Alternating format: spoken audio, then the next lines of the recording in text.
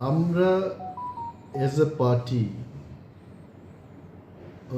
আজকে থেকে প্রায় এক সপ্তাহ আগে উপনির্বাচনের দিনক্ষণ যখন ঘোষণা হয় বলেছি যে রাজ্যের মানুষের ভাবাবেগ গত বিধানসভা নির্বাচনে যেভাবে প্রতিফলন হওয়ার কথা ছিল এটা হয় নাম্বার ওয়ান।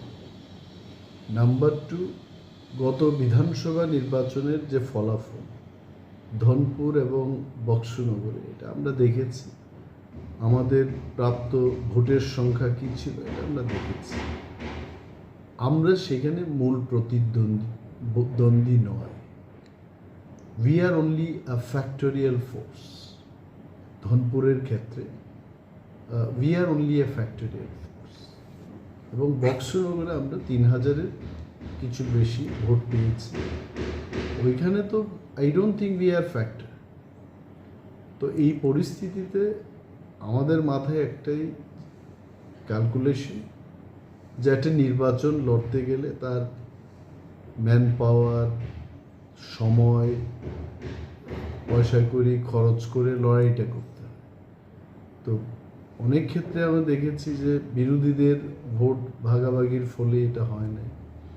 আমাদের পার্টির একটা যখন চর্চা হয় মানুষ বলে যে ওরা লাল মথা, কেউ বলে ওরা বিজেপির দালাল।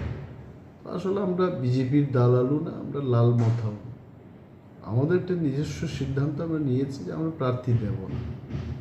এর আমাদের যে ফ্যাক্টরিয়াল ভোট এটা কাকে সমর্থন করা যায় এই নিয়েও আমাদের আলোচনা চলছে। কারণ এখন উদাহরণ দিয়ে যদি বলি, আমরা নিরামিষ,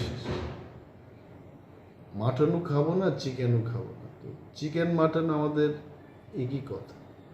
তো এখন কোন দিকটাই যাবো এটা আমাদের চিন্তা করে বলতে হবে। But discussion is on in the party. রাজ্যের মানুষের যেন ক্ষতি না হয়, সবার যেন লাভ হয়। তিপ্রা মথা এবং তিপ্রা মথার প্রতি ভরসা রেখে যারা ত্রিপুরায় আমাদেরকে সমর্থন করছেন তাদের সাথেই আমরা ডিসিশনটা নেব। মানে কাদের সাপোর্ট করবে এই বিষয়টা এখন আলোচনা চলছে। 19 তারিখ নাগাদ আমরা জানিয়ে দেব। আচ্ছা, বিজেপি দলের তরফ থেকে কোনো ধরনের কথাবার্তা চলছে আপনাদের সঙ্গে?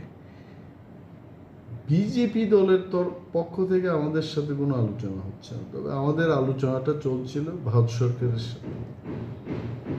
বিজেপির সাথে তো আমাদের কোনো ধরনের আলোচনা না এই উপনির্বাচন নিয়ে অফিসিয়ালি বিজেপির পক্ষ থেকে কেউ কথা বলছে।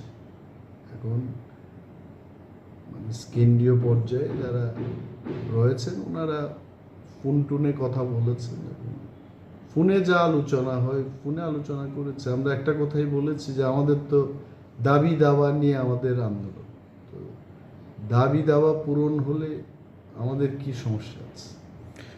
আপনার একটা মানে আপনার দলের যে একটা ইচ্ছা রয়েছে 1:1 যাতে ভোটটা হয়। 1:1 হোক, আমাদের ইচ্ছা না তো, সমস্ত রাজ্যের মানুষেরাই চায়, এটা বিজেপিও চায়।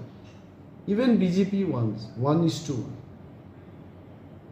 নাহলে তো বিজেপি বলতে পারতো যে ত্রিপুরা রাজ্যের সমস্ত দল আপনারা ধনপুর এবং বক্সনগরে গিয়ে প্রার্থী দিন। আমি বিজেপির কোনো নেতা নেত্রীর থেকে এই ধরনের প্রেস মিট বা প্রেসে এসে কাউকে বলতে শুনিনি। তো বিজেপি অলসো ওয়ান্স 1:1। আমরাও 1:1 চাই, কংগ্রেসও চাই, সিপিএমও চাই, 1:1 হোক।